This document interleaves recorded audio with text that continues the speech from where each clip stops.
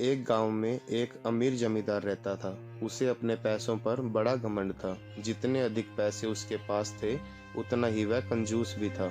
अपने खेतों में काम करने वाले किसानों से वह खूब काम करवाता, मगर पगार कौड़ी भर भी न देता। मजबूर गरीब किसान मन मारकर उसके खेत में काम करते। उसी गांव में रामू नामक एक किसान रहता था। उसके पास थोड़ी सी जमीन थी। उसी में खेती बाड़ी कर वह अपना और अपने परिवार का गुजारा चलाता था। रामू बड़ा मेहनती था। वह दिन भर अपने खेत में काम करता और अपनी मेहनत के दम पर इतनी फसल प्राप्त कर लेता कि अपने परिवार के लिए 2 वक्त की रोटी जुटा सके। गांव के बाकी किसानों के पास रामू के मुकाबले अधिक जमीनें थी। वे रामू की मेहनत देखकर हैरान होते कि कैसे इतनी सी जमीन में वह इतनी फसल उगा लेता है। एक साल गांव में भयंकर सूखा पड़ा। बिना बारिश के खेत खलिहान सूखने लगे। गरीब किसानों के पास सिंचाई की कोई व्यवस्था न थी। वे सिंचाई के लिए बारिश पर ही निर्भर थे, इसलिए उनकी सारी फसल बर्बाद हो गई। रामू के साथ भी यही हुआ। अपने छोटे से खेत में वह किसी तरह अपने परिवार का पालन पोषण कर रहा था। अब उनके सामने भूखा मरने की नौबत आ गई। मजबूरी के कारण वह गांव के जमींदार के पास कर्ज मांगने गया। जमींदार कंजूस तो था।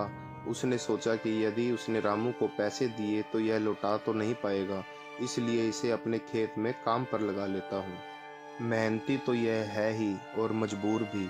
कम पैसों में दुगनी मेहनत करवाऊंगा। उसने रामू से कहा, देख रामू, मैं तुझे कर्जा तो नहीं दे सकता, लेकिन तेरी इतनी मदद कर सकता हूँ कि तुझे अपने खेत में काम पर रख लूँ। तुझे महीने के 1000 रुपये दे दिया करूँगा। रामू बोला, पर मालिक, दूसरे किसान तो 2000 पाते हैं। जमींदार बोला, करना है तो कर, वरना मेरे पास किसानों की कमी नहीं। मजबूर रामू क्या करता, हामी भरकर घर लौट आया। अगले दिन से जमींदार के खेत में काम करने लगा। मेहनती तो वह था ही। वह खूब मेहनत और लगन से काम करता। उसने 4 महीने का काम 2 महीने में ही कर दिया। यह देख जमींदार बहुत खुश हुआ, लेकिन उसके मन में मक्कारी जाग उठी। उसने सोचा कि 4 महीने का काम तो इसने 2 महीने में ही कर दिया, क्यों ना इसे निकाल दूं। इससे मेरे 2 महीने के पैसे बच जाएंगे। उसने रामू को बुलाया और उसके 2 महीने के पैसे देकर कहा, रामू, यह ले तेरे पैसे, कल से मत आना, अब मुझे तेरी जरूरत नहीं। यह सुनकर रामू परेशान हो गया। बड़ी मुश्किल से उसका घर चल रहा था। अब अपने परिवार का भरण पोषण कैसे करेगा। वह जमींदार के सामने गिड़गिड़ाने लगा कि उसे काम से न निकालें, लेकिन जमींदार ने उसकी एक न सुनी और उसे काम से निकाल दिया। रामू आंखों में आंसू लेकर घर लौटा। चिंता से रात भर उसे नींद नहीं आई। सुबह उठकर उसने फैसला किया कि वह फिर से जमींदार के पास जाएगा और उससे विनती करेगा कि उसे वापस काम पर रख ले। वह जमींदार के घर के सामने जाकर बैठ गया। सुबह उठकर जाट जमींदार अपने घर से बाहर निकला तो रामू को घर के सामने बैठा हुआ देखा। उसने रामू से पूछा, क्या हुआ रामू, क्यों आया है। रामू जमींदार के पैरों पर गिर पड़ा और गिड़गिड़ाते हुए बोला, मुझ पर दया कीजिए मालिक, मुझे काम पर रख लीजिए, मेरा परिवार भूखा मर जाएगा। जमींदार ने उसकी एक न सुनी और उसे धक्के मार के वहां से निकाल दिया। रामू उस समय तो वहां से चला गया, लेकिन अगली सुबह फिर सेठ के घर के सामने जाकर बैठ गया। जमींदार ने उसे फिर बुरा भला कहकर भगा दिया।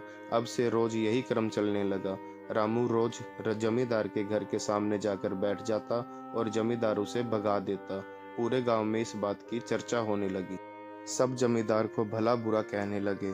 तंग आकर जमींदार ने सोचा कि क्यों न कुछ दिन परिवार सहित दूसरे गांव चला जाऊं। मुझे घर पर ना देखकर रामू यहाँ आना बंद कर देगा। अगले दिन वह परिवार सहित दूसरे गांव अपने रिश्तेदार के घर चला गया।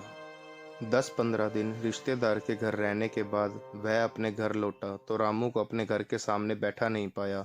वह मन ही मन बहुत खुश हुआ कि चलो उससे पीछा छूटा, लेकिन वह चकित भी हुआ कि आखिर रामू ने आना बंद क्यों कर दिया। उसने गांव वालों को बुलाकर पूछा तो पता चला कि रामू घायल है और अपने घर पर पड़ा हुआ है। जमींदार ने पूछा, क्या हुआ उसे।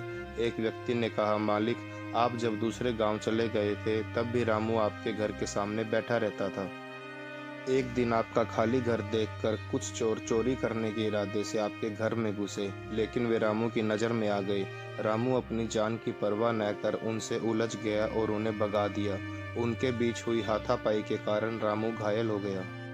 ये जानकर जमींदार को खुद पर शर्म आने लगी कि उसने रामू के साथ कितना बुरा किया, लेकिन इसके बाद भी रामू उसके घर चोरी होने से बचाने के लिए चोरों से उलझ गया।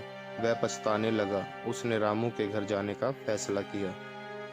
वह रामू के घर पहुंचा तो देखा कि रामू बड़ी दयनीय अवस्था में चारपाई पर पड़ा हुआ है। उसके बच्चे भूख से बिलख रहे हैं। ये देख जमींदार का दिल भर आया। उसने रामू से अपने किए की माफ़ी मांगी, उसका इलाज करवाया और ठीक होने के बाद अच्छी पगार के साथ उसे फिर से काम पर रख लिया। तो दोस्तों, इस कहानी से हमें 3 सीख मिलती है। पहली, कभी किसी के साथ बेईमानी नहीं करनी चाहिए। दूसरी, सदा ज़रूरतमंदों की सहायता करनी चाहिए। और तीसरी, अपना काम ईमानदारी से करना चाहिए।